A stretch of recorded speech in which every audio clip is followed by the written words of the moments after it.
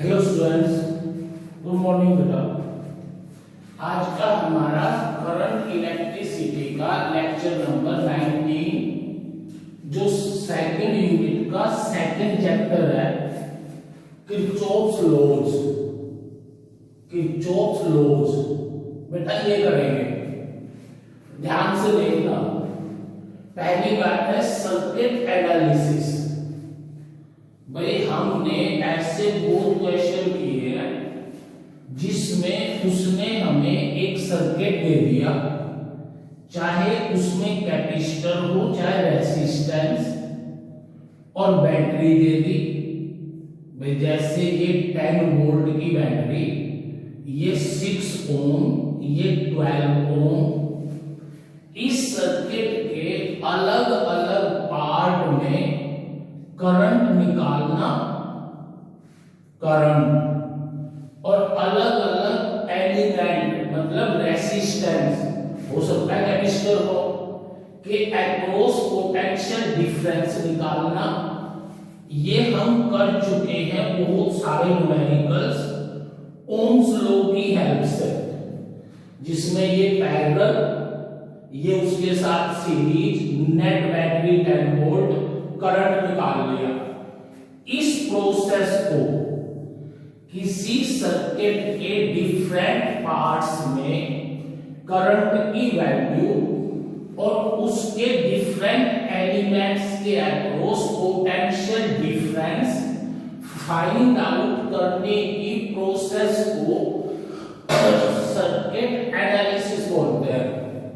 एक लाइन की बात है, थ्योरी में कोई नहीं पूछेगा, पर ये पता होना चाहिए कि circuit analysis means to find out the current and potential difference, current through different branches of a circuit and potential difference across different elements of a circuit is called circuit analysis. So it is a process in which we determine current in the different branches of a circuit and potential difference across different elements of a circuit, different circuit elements of a circuit.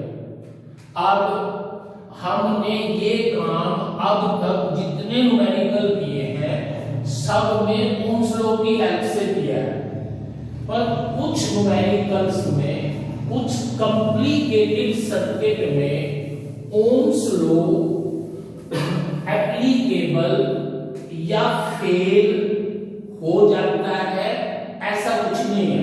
Ohm's law fail नहीं होता, पर कुछ complicated circuit ऐसे होते हैं जिनमें Ohm's law की application is not possible.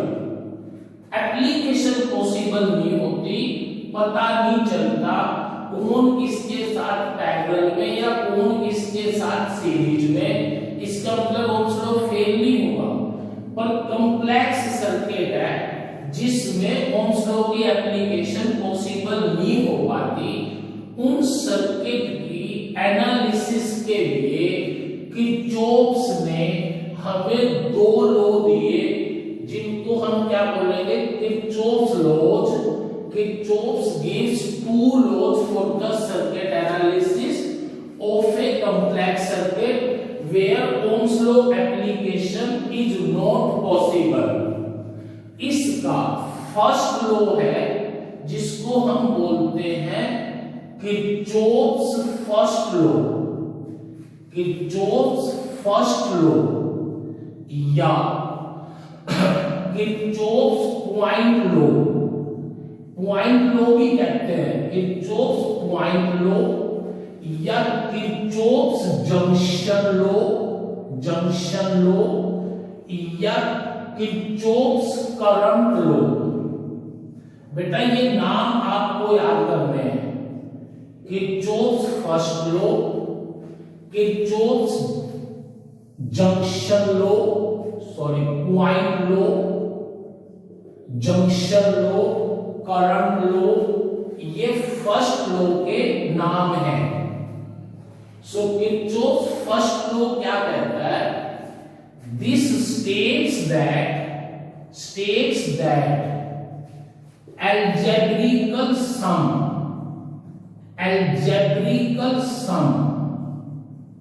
of current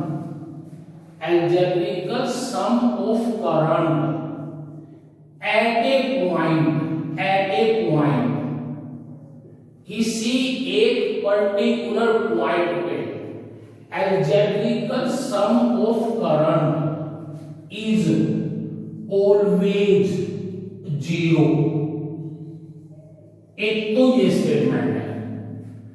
आप ये देख सकते हो आराम से कि according to Kirchhoff's first law algebraical sum of current at a point at a junction in a circuit is always 0। इसका मतलब क्या हुआ कि जैसे इसमें करंट आई है, आई एक ही वायर है, इसमें आई करंट है, तो ये मैंने एक पॉइंट ले लिया, तो इस पॉइंट पे करंट बैठने से तो रहा, बैठेगा थोड़ी, जितना आया उतना ही आगे जाएगा, पूरे में सेम करंट होगा। तो इस पॉइंट पे जितना ये करंट आया पॉजिटिव, जितना गया नेगेटिव इक्वल टू 0, या जितना आया नेगेटिव जितना गया पॉजिटिव इक्वल टू 0। इसका ये मतलब है, जिसको हम ऐसे लिखेंगे कि suppose this current I1 I2 this current is I3 P point, तो इस P पॉइंट पे algebraical sum 0 होगा। इनकमिंग करंट को पॉजिटिव ले लेंगे, आउटगोइंग करंट को नेगेटिव इक्वल टू 0, और यहां लिख देंगे कि in this case we take incoming current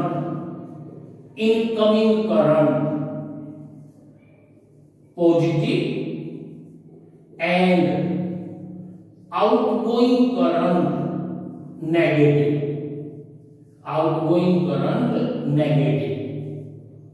बस ये डेफिनेशन लिख के ये डायग्राम बना देना है कि भाई किर्चॉफ्स फर्स्ट लॉ ये बताता है कि किसी भी पॉइंट पे करंट का algebraical sum 0 होगा। algebraical तो होना ही है बेटा, current is a scalar quantity, and if we make this circuit I1 I2 I3, तो I1 I2 करंट आया पॉजिटिव लिया, outgoing -3, this is the complete theoretical statement of Kirchhoff's first law. अच्छी तरह नोट कर रहे हो।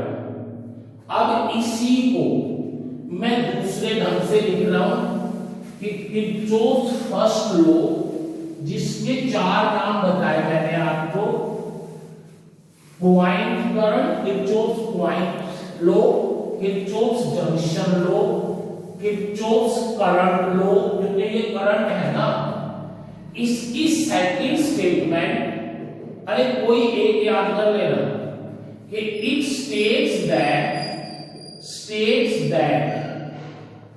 at a point total incoming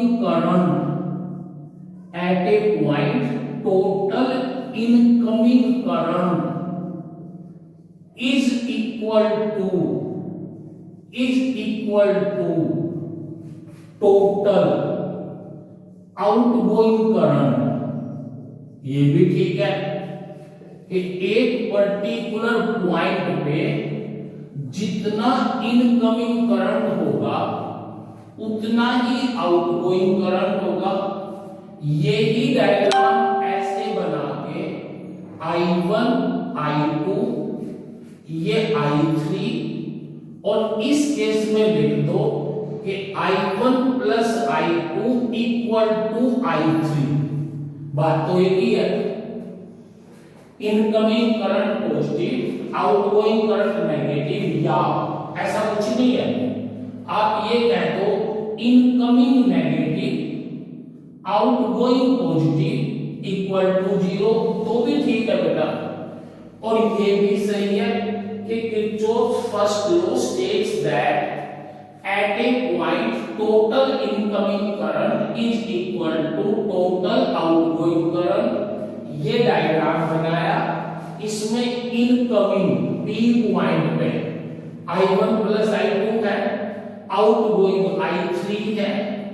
ये मैंने आपको किरचॉफ फर्स्ट लॉ की अगर थ्योरी में आता है 2 मार्क्स में या 1 मार्क्स में, तो आपको इन दोनों में से कोई एक डेफिनेशन है, दोनों का मतलब एक ही, कोई एक डेफिनेशन लिख के आप इसको एक्सप्लेन कर दोगे। अब इस किरचॉफ लॉ के फर्स्ट लॉ के ऊपर अगर मैं एक न्यूमेरिकल करवाऊं आपको कि भाई यहां पे ऐसे, ये 2 एम्पियर, ये I1, ये 5 एम्पियर, ये 6 एम्पियर, ये I2, यहां से 3 एम्पियर, ये I3। अगर कोई ये डायग्राम बना दे और ये कह दे कि भाई find value of I1, I2 and I3 in the given diagram। इस डायग्राम में I1, I2, I3 की वैल्यू निकालो। देखो ये I1 इधर है, ये I2 इधर है, ये दोनों मिलके ये गए, इसका मतलब apply Kirchhoff first law eight P, Kirchhoff first law eight P। क्या कर दोगे, 2 प्लस I1 इक्वल टू 5, सही बात है, I1 equal to 3 ampere, I1 equal to 3 ampere. बेटा इसकी वैल्यू 3 होगी। फिर अप्लाई किरचॉफ सेकंड लॉ, अरे ऐसे लिखना है एग्जाम में अगर थ्योरी में आता है तो, और मल्टीपल चॉइस में तो टेंशन ही नहीं, 2 मिनट लगेंगे। एट P ये और ये इनकमिंग क्यू पे, this incoming 5 plus 6, this is outgoing, so I2 equal to 11 ampere. ये 11 हो गया, I2 11 एम्पियर। फिर ये पॉइंट ले लो R, again apply the Kirchhoff first law at point R, incoming 11 equal to outgoing 3 plus I3, so I3 becomes 8 ampere. और ये बेटा इसके आंसर हो गए, I3 इक्वल टू 8 एम्पियर। ये आपको मैंने थ्योरेटिकल में, थ्योरी में किरचॉफ फर्स्ट लॉ क्या करना है, 2 डेफिनेशन, कोई सी एक और एक उसके ऊपर न्यूमेरिकल जो ये बेस्ड है। बेटा सेकंड, नेक्स्ट है हमारा किरचॉफ सेकंड लॉ, किरचॉफ्स। बेटा एक सेकंड, इसमें आपको एक बात और याद करनी है, मैं अभी बता देता हूं आपको कि जो किरचॉफ फर्स्ट लॉ है जिसमें incoming current equal to outgoing current है। देख हमने एक लॉ किया था फर्स्ट यूनिट में, law of conservation of charge. ये चार्ज हमेशा कंजर्व रहता है, तो जितना पॉजिटिव चार्ज इधर से फ्लो करके आएगा या जितना नेगेटिव चार्ज इधर जाएगा और इधर जाएगा, उतना ही नेगेटिव चार्ज इधर आना चाहिए ना भाई। Law of conservation of charge है, इसलिए आप एक लाइन ये जरूर याद रखना कि Kirchhoff first law based on fundamental law, based on fundamental law of conservation of charge। भाई चार्ज कंजर्व है और करंट के ड्यूरिंग, करंट बनता जब है जब चार्ज फ्लो करे। अब कहीं पे चार्ज फ्लो करता हुआ फालतू नहीं हो सकता, पैदा नहीं हो सकता, डिस्ट्रॉय नहीं हो सकता। तो जितना चार्ज इन दो वायर में फ्लो करेगा उतना ही चार्ज इस अकेली वायर में फ्लो करेगा।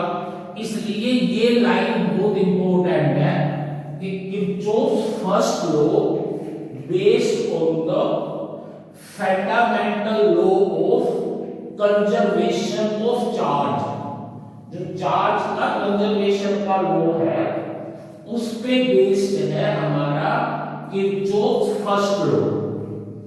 अब बेटा इसमें Kirchhoff's second law states that, इसकी डेफिनेशन देखना, states that, पहले उसी बात पे आओ।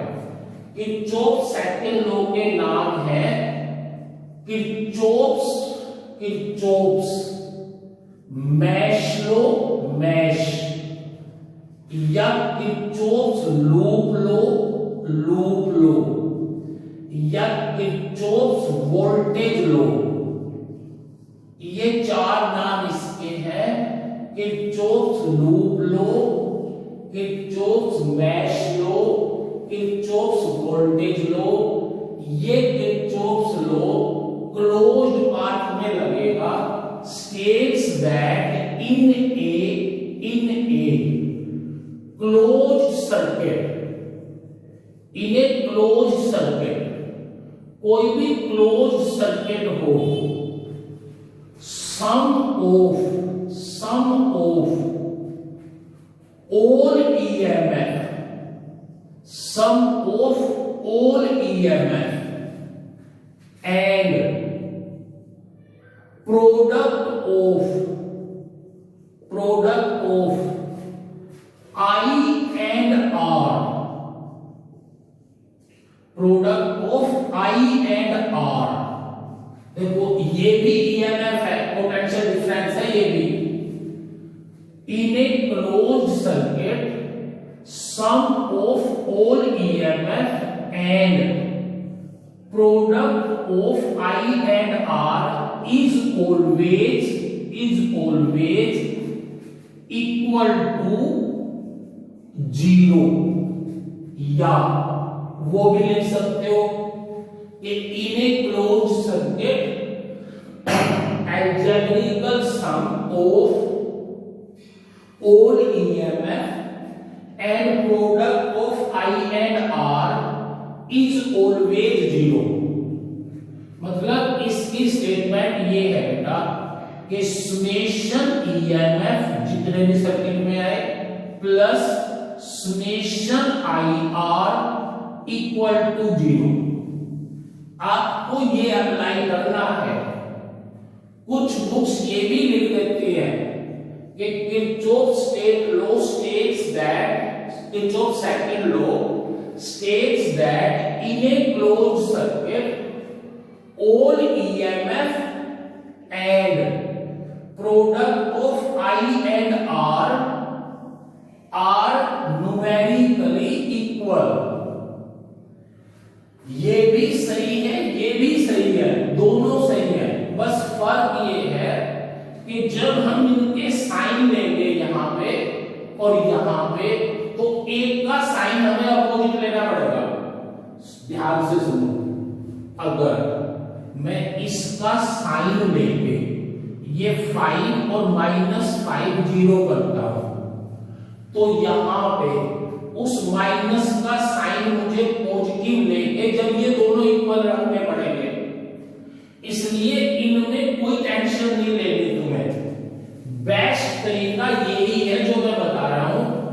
It states that in a closed circuit algebraical sum of all EMF, ये भी लिखो लिखो क्या, या इतना ही होता है, in a close circuit sum of all EMF and product of I and R is always equal to 0।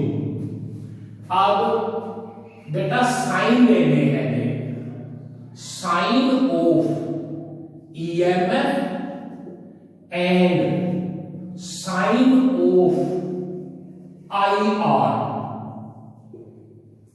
ये बात लिखने के बाद, ये लिखने के बाद फिर आप इनके साइन लोगे कि भाई इनका पॉजिटिव या नेगेटिव साइन कैसे लेना है।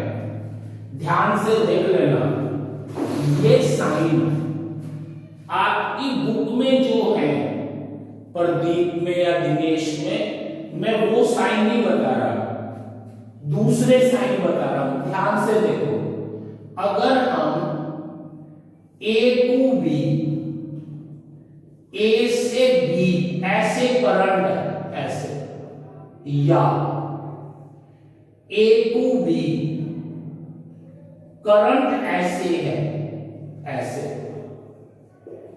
पर जब हम क्लोज पाथ में चलेंगे तो हम, और ये है 5 वोल्ट या ये है ईएमएफ ई। ध्यान से सुना, जब हम A टू B चलेंगे, A टू B, हमारे सामने पहले ये पॉजिटिव टर्मिनल आ गया, पॉजिटिव, ये नेगेटिव। तो जब आप A टू B चले, आप इस करंट की डायरेक्शन बिल्कुल नहीं सोचोगे।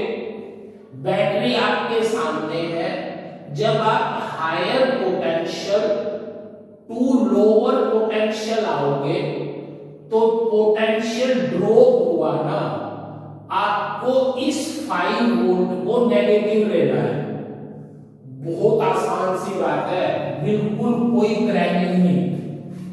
जब आप A टू B चलोगे, आपको करंट की डायरेक्शन नहीं देखनी, चाहे करंट ऐसे हो चाहे करंट ऐसे हो, पर अगर आपके सामने बैटरी का पॉजिटिव टर्मिनल पहले आता है, इसका मतलब आप पॉजिटिव से नेगेटिव पोटेंशियल पे जाओगे, इसका मतलब ड्रॉप होगा पोटेंशियल का आपके मोशन के ड्यूरिंग, इसलिए आप पोटेंशियल को नेगेटिव लोगे।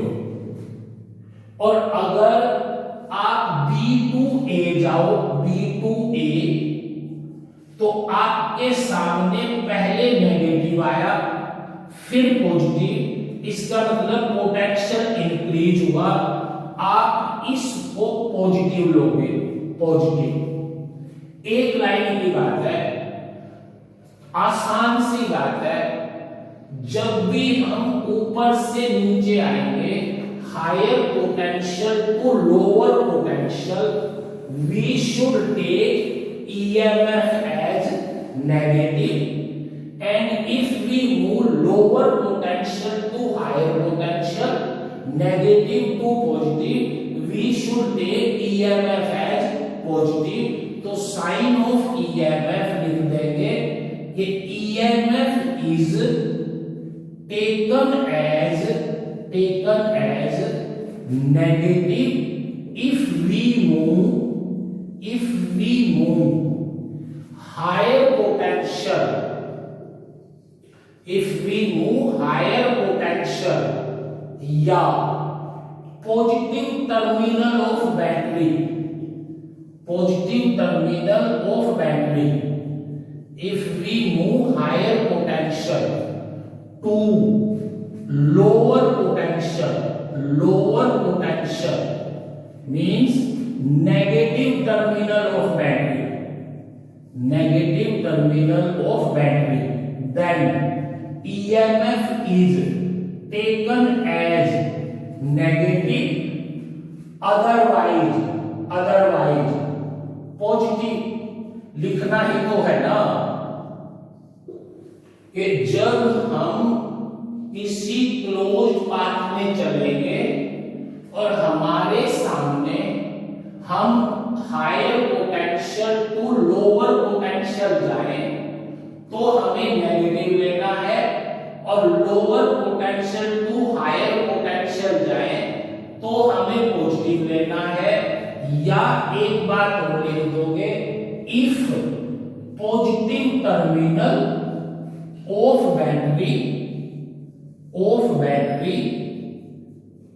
कम्स फर्स्ट, पहले आए first, then take EMF as negative, otherwise अगर नेगेटिव पहले आए, negative terminal comes first, then EMF taken as positive. अगर नेगेटिव पहले आए तो पॉजिटिव, और पॉजिटिव पहले आए तो नेगेटिव। बेटा दोबारा एक्सप्लेन करूं इसे, अगर हमारे A टू Z जाते हुए पॉजिटिव टर्मिनल पहले आ जाए तो पॉजिटिव लेना है। हाँ, एक लाइन और लिख देंगे, sign of EMF is independent of the direction of current। मतलब जब हम EMF का साइन लेंगे पॉजिटिव या नेगेटिव, तो हम करंट की डायरेक्शन को देखेंगे भी कि किधर है किधर नहीं है। चाहे करंट की डायरेक्शन कोई भी हो, अगर पॉजिटिव टर्मिनल पहले आता है तो नेगेटिव, और नेगेटिव टर्मिनल पहले आता है तो पॉजिटिव। तो पहली बात ये लिख दी हमने, साइन ऑफ EMF। देख, ये कब लिखना है आपको, जब वो आपसे थ्योरेटिकली एक्सप्लेन करवा रहा है। ये आर्टिकल थ्योरी में आया हुआ है, तो पहले ये डेफिनेशन, फिर साइन ऑफ EMF, और इसमें आप ऐसे लेके एक एग्जांपल दे देंगे या छोड़ो, वो चीज लिख देंगे जो अभी लिखवाया मैंने बस। सेकंड, साइन ऑफ IR, देखो बिल्कुल करेक्ट नहीं है, ये हमारा रेसिस्टेंस है, इसमें करंट की डायरेक्शन ये है I। अब करंट कहां से कहां फ्लो करता है भाई, higher potential to lower potential, higher potential to lower potential. अगर करंट ऐसे है तो इसका मतलब A का पोटेंशियल बड़ा है, B का पोटेंशियल कम है। और जब हम ऐसे आएंगे तो हायर टू लोअर आएंगे ना, हायर टू लोअर। इसका मतलब मुझे IR का साइन नेगेटिव लेना चाहिए। बताओ, जब हम higher potential to lower potential आए थे, A टू B आए थे, तो हमने E का साइन नेगेटिव लिया था। यहां पे करंट की डायरेक्शन ऐसे है, हम A टू B जब चलेंगे, करंट के अलोंग चलेंगे, इसका मतलब हम डिक्रीज इन पोटेंशियल जाएंगे, इसलिए हमें इसका साइन नेगेटिव लेना है। बस यहां भी हुई कि when we move in the direction of current, when we move in the direction of current, अगर हम करंट की डायरेक्शन में चलें, करंट की डायरेक्शन में, it means we move higher potential to lower potential, higher potential to lower potential, and thus sign of IR must be negative. Sign of IR must be negative, otherwise positive. पॉजिटिव sign कब होगा? जब आप current के opposite चलोगे। अगर आप current के सपोज ये R है, ये I है, और आप उस क्लोज पाथ में B टू A चले, B टू A, तो आप करंट के अपोजिट चल रहे हो, B टू A, करंट के अपोजिट। इसका मतलब आप lower potential to higher potential चल रहे हो, और लोअर टू हायर पोटेंशियल चलने में हमारा पोटेंशियल इंक्रीज हुआ, इसलिए हम IR का साइन पॉजिटिव लेंगे। बेटा पहले थ्योरेटिकली समझ लो। अगर थ्योरी में ये आता है complete the Kirchhoff second law, explain Kirchhoff second law completely, ये डेफिनेशन हो गई, ये साइन ऑफ EMF बता दिया, फिर आपने ये साइन ऑफ IR बता दिया, और यहां आपको क्या लिखना है? Sum of EMF plus IR equal to 0। उसके बाद यहां तक लिखने के बाद फिर आप एक कोई भी सर्किट डायग्राम बना दोगे जो आपको ठीक लगे। जो मैं ये बना रहा हूं ये जरूरी नहीं है, ये E1, ये R1, यहां R2 लगा दिया, ये E2 लगा दिया, कैसे भी लगा दो। E2 की डायरेक्शन कैसी, E1 की डायरेक्शन कैसी, कोई टेंशन नहीं। यहां R3 ले लिया, और यहां एक बैटरी ले ली E3, एक यहां भी रेसिस्टेंस लगा दो R4, जैसे तुम्हारी मर्जी। मेरी बात ध्यान से सुनना। इसमें आपको ये नहीं याद करना कि भाई हमारी बुक में यहां बैटरी है, यहां रेसिस्टेंस है, यहां करंट है ना। कुछ भी अपनी मर्जी से, चाहे 1-2 R कम कर दो, 1-2 बैटरी बढ़ा दो, जैसे भी, कोई टेंशन नहीं। पर एक काम जरूर करना है कि यहां पे, यहां से अगर आप करंट की वैल्यू नहीं देंगे, ना इसकी वैल्यू, ना इसकी वैल्यू, ना इसकी वैल्यू, बस एक काम करना है, 3 में से करंट अंदर भेज दिया, चौथे में से निकाल दो, या 2 में से करंट एंटर करवा दो, 2 में से बाहर निकाल दो, या 3 में से एंटर करवा के 1 में से बाहर निकाल दो। पर ये जरूर करना है कि ये चारों के चारों अंदर नहीं ले लेने। बात समझ आ गई? मैंने आपको ये बताया ना, आपको ये टेंशन लेनी कि E1 E2 सीधी है या तिरछी है या गलत है, कोई टेंशन नहीं लेनी। चाहे कैसे भी, कोई पॉजिटिव किधर, कोई नेगेटिव किधर, कोई टेंशन नहीं लेनी। कोई R कोई नाम नहीं दे रहे। पर बेटा इसके बाद ये करंट I1, ये I2, ये I3, ये I4।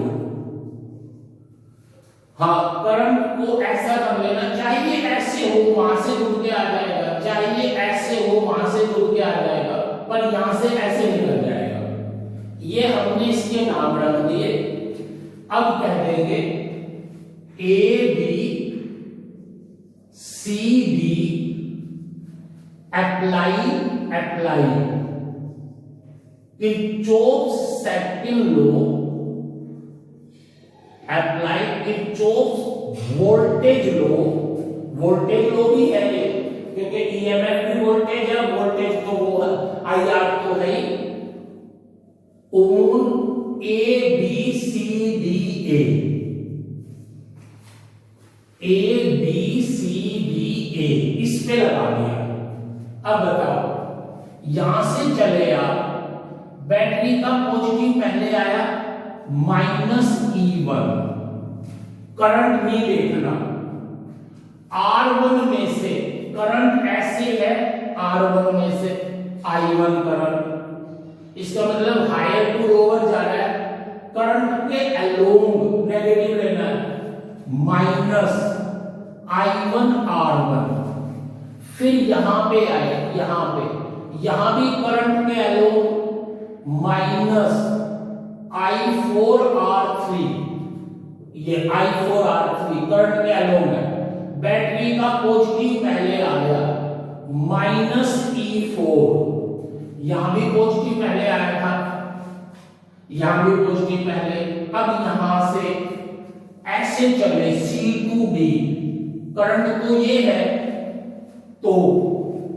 प्लस I3 R4, जब करंट के अपोजिट चलेंगे तो IR को पॉजिटिव लेंगे, बैटरी का नेगेटिव पहले आ गया प्लस E3, यहां पे बैटरी का पॉजिटिव पहले आ गया -E2, करंट के अपोजिट है क्योंकि करंट ऐसे है, हम D2A गए, plus I2 R2 equal to 0 and hence complete the Kirchhoff second law. बेटा यहां तक आपका किरचॉफ सेकंड लॉ कंप्लीट हो गया। मैंने क्या बताया आपको, किरचॉफ फर्स्ट लॉ, उसकी डेफिनेशन और उसकी एक्सप्लेनेशन, किरचॉफ सेकंड लॉ की डेफिनेशन, फिर आप साइन ऑफ ईएमएफ और साइन ऑफ आईआर लोगे, उसके बाद कोई भी इस टाइप का एक सर्किट बना के उसके ऊपर अपने साइन अप्लाई करके उसे समझा दोगे कि भाई इस सर्किट में इनका सम 0 है। अब हो गया यहां तक कंप्लीट। अब हम कुछ स्पेशल चीज डिस्कस कर रहे हैं, ध्यान से देखना। हमने इस केस में ये किया कि higher potential to lower potential A to B, हमने ईएमएफ को नेगेटिव ले लिया ए टू बी, क्योंकि हमारा पोटेंशियल घटा है। जब हमारा ये करंट है, ये करंट की डायरेक्शन है, जब हम C2D गए तो current higher potential to lower potential जाता है, ये ही IR हमने नेगेटिव ले लिया। तो हमने क्या किया भाई, बैटरी का पॉजिटिव पहले आ गया तो नेगेटिव, करंट के अलोंग चले तो नेगेटिव, बैटरी का पॉजिटिव पहले आ गया तो नेगेटिव, करंट के अलोंग चले तो नेगेटिव। दूसरा, अगर बैटरी का नेगेटिव पहले आ जाए, A2B नेगेटिव पहले तो E का पॉजिटिव, और अगर हम इसमें करंट ऐसे है और हम A2B चले तो IR पॉजिटिव। इसका मतलब अगर बैटरी का नेगेटिव पहले आ जाए तो पॉजिटिव, और जब हम करंट के अपोजिट चले तो पॉजिटिव। ये हमने अपने साइन फिक्स कर लिए, जिसमें हमने किसी टाइप की कोई क्रैमिंग नहीं की, किसी भी टाइप की कोई क्रैमिंग नहीं। Higher potential to lower potential, higher to lower potential negative, E भी पोटेंशियल है, IR भी पोटेंशियल है। Lower to higher potential positive, IR भी पॉजिटिव, ईआर भी पॉजिटिव। अब आप ये कहोगे कि भाई बुक वाले में इनके साइन अपोजिट क्यों लिए? देख, पहली बात तो जो हमने ये चीज अप्लाई की, बेटा ये लिखना नहीं आपको कहीं, ये तो मैं समझा रहा हूं। वैसे हमने इस चीज के ऊपर अपने साइन लगाने हैं, इन सब का टोटल 0 करना है। अगर कोई बुक वाला ये कह दे कि इस पूरे सर्किट में ईएमएफ अलग ले लो, आईआर अलग ले लो और इन दोनों को इक्वल रख दो, तो पहले तो हमें इसमें से आईआर ढूंढने पड़ेंगे, फिर ईएमएफ ढूंढने पड़ेंगे, उसमें हमारा कंफ्यूजन का चांस बढ़ेगा। दूसरी बात, जब वो इन दोनों को इक्वल रखेगा तो हमारे इनमें से जो साइन है आईआर का, एक को अपोजिट करना पड़ेगा। सोचो, अगर हम ये साइन लगाते हैं अपने वाले तो ये पॉजिटिव है, उसने कह दिया ये दोनों इक्वल रखो, तो वो हमारे इन साइनों में से एक साइन को हमारे साइड से अपोजिट लेगा, तभी तो इक्वल रख पाएगा। मेरी बात समझ आ गई? अगर कोई बुक वाला ये कहता है कि ये 0 रखना है और ये दोनों साइन अपोजिट लेने हैं, तो भी आंसर सही आएगा। मान लिया वो इनके साइन अपोजिट कर दे, पर बेटा उस केस में हमें ये साइन क्रैम करने पड़ेंगे। यहां तो हमने सिंपल सी बात ली है कि दोनों केस में higher potential to lower potential, higher potential to lower potential, हमने हायर टू लोअर हमेशा नेगेटिव, लोअर टू हायर हमेशा पॉजिटिव, लोअर टू हायर हमेशा पॉजिटिव।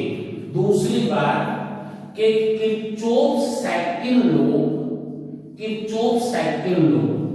जिसमें देख आईआर है और ईएमएफ है, ये दोनों पोटेंशियल है ना। अरे ईएमएफ भी पोटेंशियल है बैटरी का ओपन सर्किट, और आईआर तो पोटेंशियल है ही। और पोटेंशियल क्या होता है? Potential work done in unit positive charge from one point two another. इसका मतलब this Kirchhoff second law based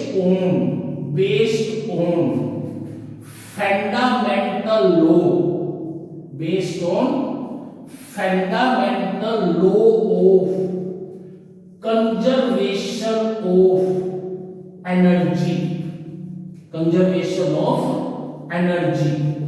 जैसे हमारा फर्स्ट लॉ इस पे बेस्ड था, law of conservation of charge, ऐसे ही हमारा सेकंड लॉ किस पे बेस्ड है?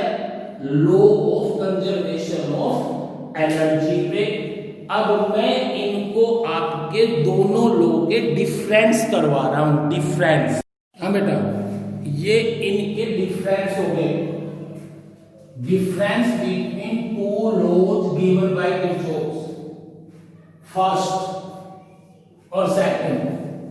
ये तो मैंने आपको बता दिए। अरे इसका नाम किरचॉफ फर्स्ट लॉ है, इसका नाम किरचॉफ सेकंड लॉ है, पर this Kirchhoff first law based on the law of conservation of charge, और ये समझाया था based on conservation of energy. Kirchhoff first law के लिए समेशन I0, इसके लिए summation EMF plus IR equal to 0। ये किसी पॉइंट पे एप्लीकेबल है। देख, चाहे ये सर्किट ओपन है, ओपन, चाहे ये क्लोज्ड है, किसी भी एक पॉइंट पे ये किरचॉफ लॉ एप्लीकेबल हो जाएगा। पर इसमें इस सर्किट का क्लोज होना जरूरी है। ये एक पॉइंट पे एप्लीकेबल होता है इन एनी क्लोज्ड और open circuit. It is applicable only on closed circuit. इस फर्स्ट लॉ के दूसरे नाम point law, junction law, current law. इसके दूसरे नाम मैश लॉ, लूप लॉ और वोल्टेज लॉ। बेटा मैंने सिर्फ ये थ्योरी करवाई है आपको। इसके बाद में आपको दो वीडियो इस किरचॉफ्स लॉ के न्यूमेरिकल्स के दूंगा। Thank you.